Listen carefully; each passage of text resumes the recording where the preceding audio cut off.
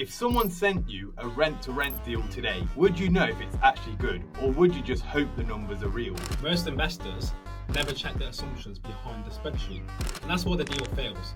In this video, we'll show you how to think like a professional before making an offer. So in this breakdown, we'll be going through on how to vet a deal properly and what numbers actually matter when you want a certain deal. And also the main thing that you need to be wary about when acquiring a property. So yeah, guys, what actually kills deals? So firstly, being too optimistic with the numbers and the revenue and not conducting proper due diligence, not looking at comparable listings, not getting a feel for the area, and not checking what the demand is. And the big one is having no buffer. What happens if you get no bookings 1 month? How are you still going to be able to pay the landlord his rent and pay the bills? So you've got to take all of these into consideration. Area selection is also a big thing.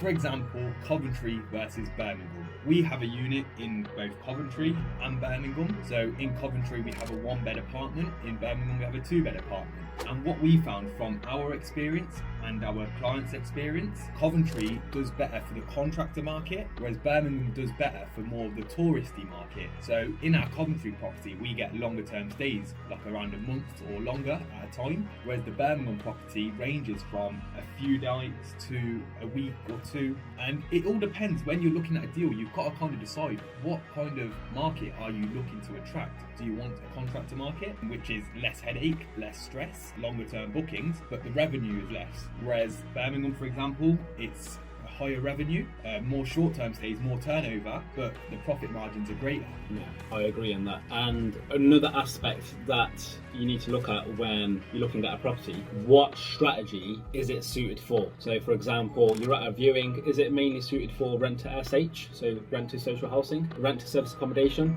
Or it might not be applicable for a rent-to-rent basis, so it might be more beneficial letting it go as a normal ST. And certain properties, so as Pranny mentioned, certain areas will attract different guests. So for example, for us in Coventry, our unit attracts more contractors, so longer term stays. Whereas with the Birmingham unit, that attracts short-term stays, so the leisure guests. So that's another aspect that we need to look at. So this is an essay analyzer that we use to break down deals. So I'm just going to go through each aspect in more detail. So when we use a software, Pranny will go through this on the next chapter. So when we use PMI, for example, Property Market Intel, it gives you a nightly rate. Okay, so for this sake, the nightly rate for this property is £160. Occupancy, so occupancy means how much occupied is the property going to be out of 100%. So for example, for this deal, it's 75% at £160. Then below, you can see the income at above occupancy. So this is the total revenue. So this is the gross revenue. Below this, we have the monthly rent to landlord. So how much are you paying to the landlord every month? Okay, and then below, as you can see, you've got management. So if you're getting management, you can change the percentage here. So for this deal, it's 10%. So 10% of 3,600 would be £360. Booking fees, so OTA fees, they are roughly around 15%. Obviously for certain other platforms, they could be higher as well. Cleaning costs, so for our deal packs, we don't include the fee on this pack. So this gets added to the guest when they book the property. So bills, so this is a 2-bed property.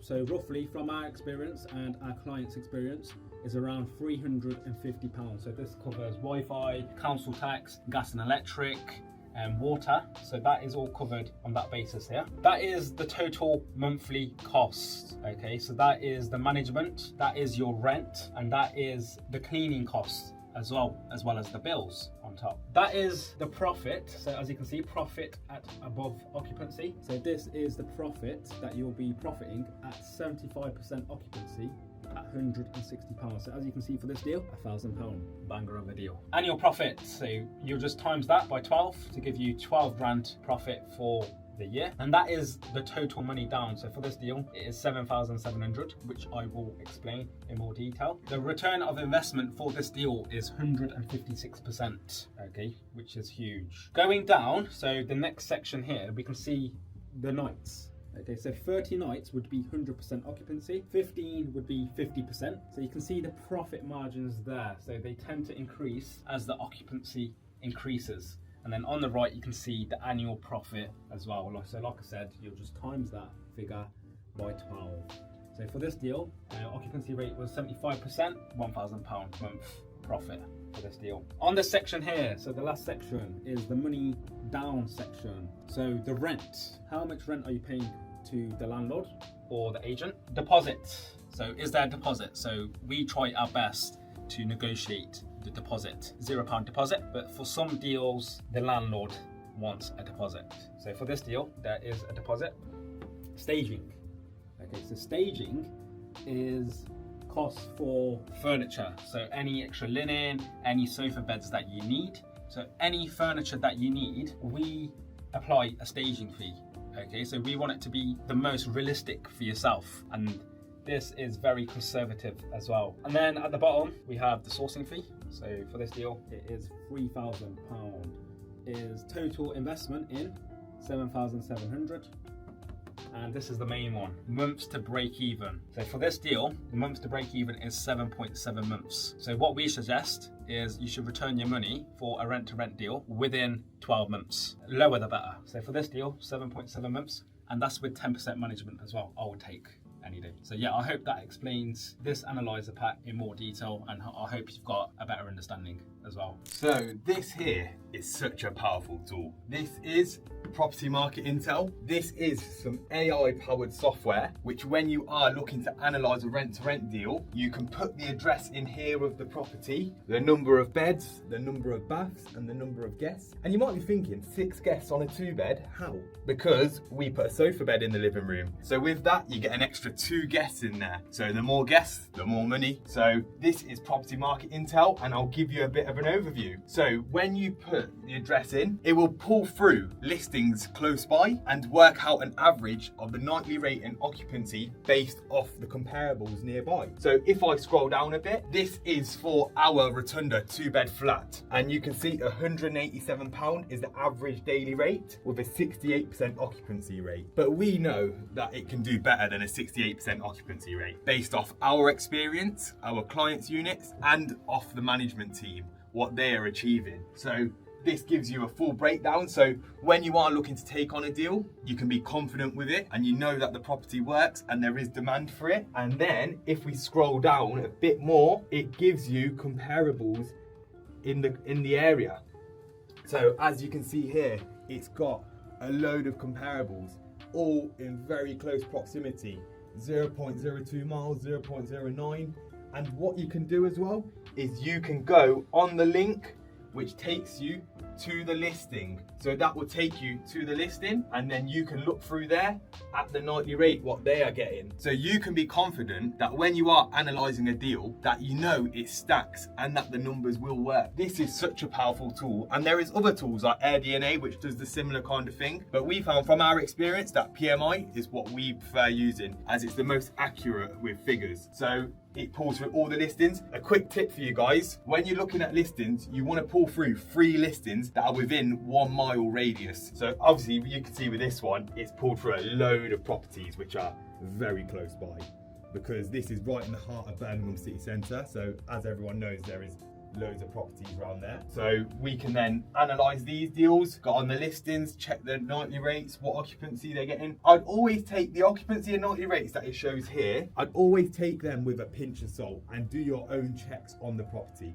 Because this occupancy doesn't take into account direct bookings. It only takes into account bookings through OTA platforms. And the nightly rate, you might look at that 187 and say, wow, but when you go on the listing, there is a chance that it could be lower. So always check the listings themselves to ensure. But yeah, here's a quick overview, guys. This is Property Market Intel. Such a powerful tool when analysing deals. Don't sleep on it. Okay, so now a big one, guys. Compliance and head lease. One thing especially for apartment blocks that you have to check, is the head lease. In big cities, it's a big thing. You always want to check the head lease and building rules, because if not, this can cause you a lot of trouble later down the line. If possible, you want to get written permission from the landlord or agent that you are allowed to do service accommodation in these apartment blocks. Yeah, 100%. So make sure you are checking the head lease.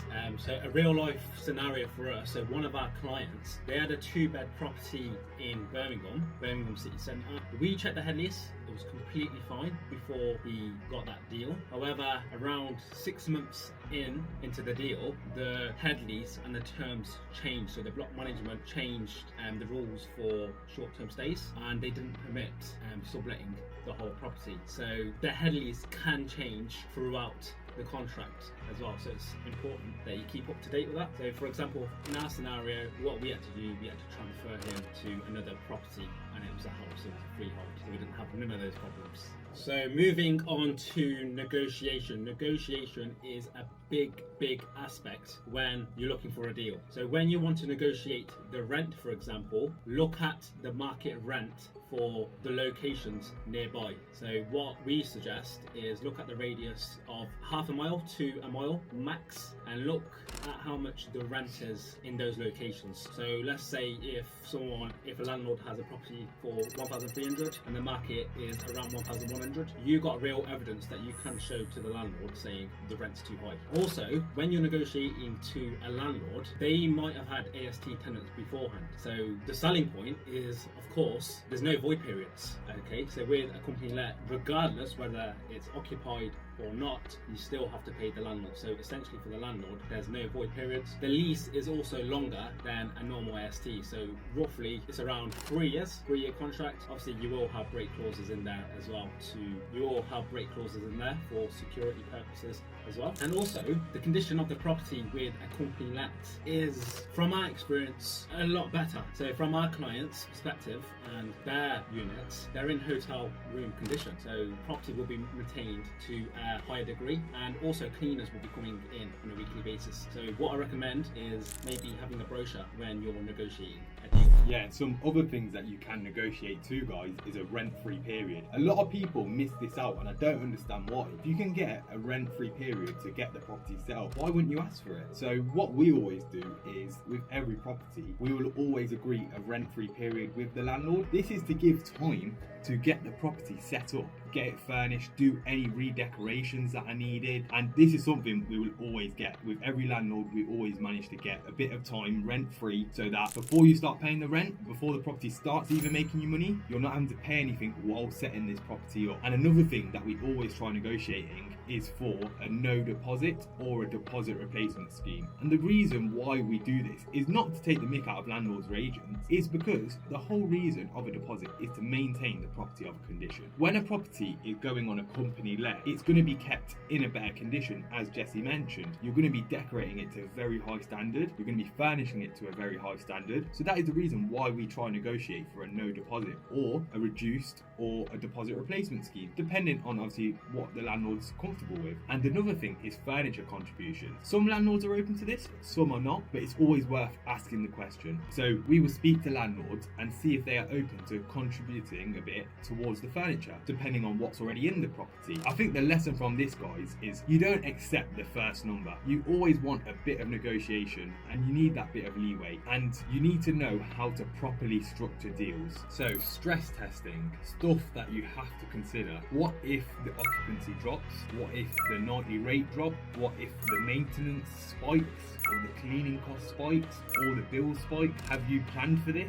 So what keeps deals alive? So as Pranny mentioned, it's always important to have a buffer set in place. So regardless, at 50% occupancy, you should at least be breaking even. If it's not, then that deal is a no-go. Okay, so have those buffers set in place. Also, it's important that you manage your costs efficiently. So maybe a spreadsheet for your SA unit or whatever unit that you have, and then write down the costs and the total bill so that you're tracking your expenditure. Because without tracking your expenditure, how do you know how much you're profiting? How do you know how much you are spending on bills? Okay, so that is a main one. And also have exit options set in place. So it's important that you have a break clause set in place. It might be a banger of a deal, but you never know what will happen in life. It's always good to have a 6-month to 12-month break clause for the clients. So how do you actually present deals to investors? So the way that we do it at JP Property Sourcing is we provide them with a deal pack, and in there it has a full financial breakdown with clear numbers, assumptions. So this is assumptions based off the nightly rate and occupancy based off us doing a deep dive and doing due diligence. And it also takes into account what are the next steps and any risks that might be involved with the property. Yeah, so as Pranny mentioned, so in our deal packs,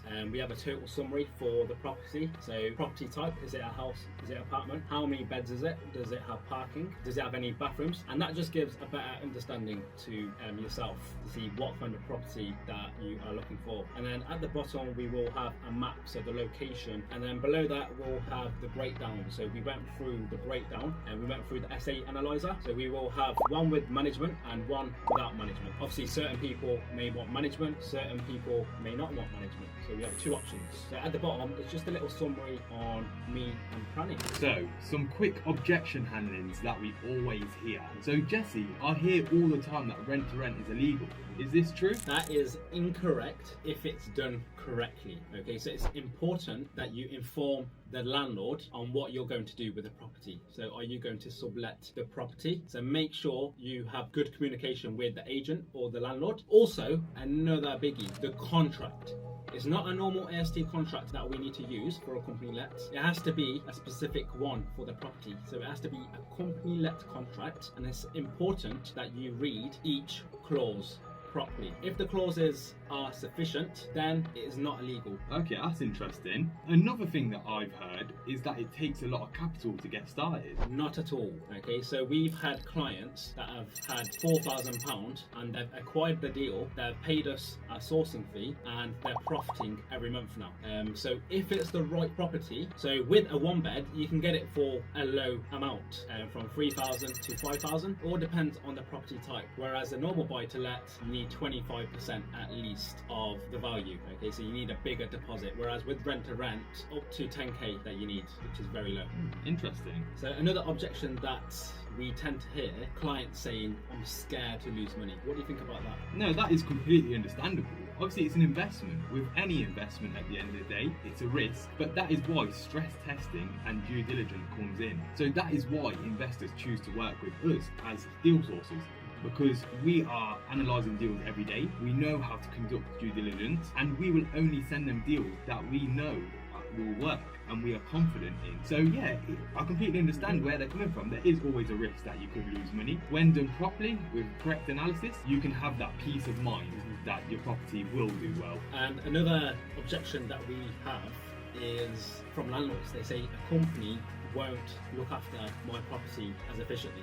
What do you think about that? I understand where they're coming from. Obviously, with a company, you're going to have a higher turnover. You're going to have more people coming in and out of the property. But the benefits of having a company is even though you're going to have people coming in and out all the time, the property is going to be kept in a better condition. Because if a guest comes and books the property and they turn up and the property isn't what it looks like in the pictures, and it's not clean, it's not well looked after, they're not going to be happy with it. They're paying money to stay in there. And that is why we do all vetting on anybody that is going to take a property on. We make sure we do all vetting and referencing checks to ensure that they are a good company, they've got a good reputation, and they know what they're doing, to ensure that firstly they can afford to pay the rent every month, and secondly that they will look after the landlord's property. We can break down another deal in Coventry or Birmingham next. If you can't explain the deal simply, you don't understand it well enough to invest. Like, subscribe, and comment what you want broken down next.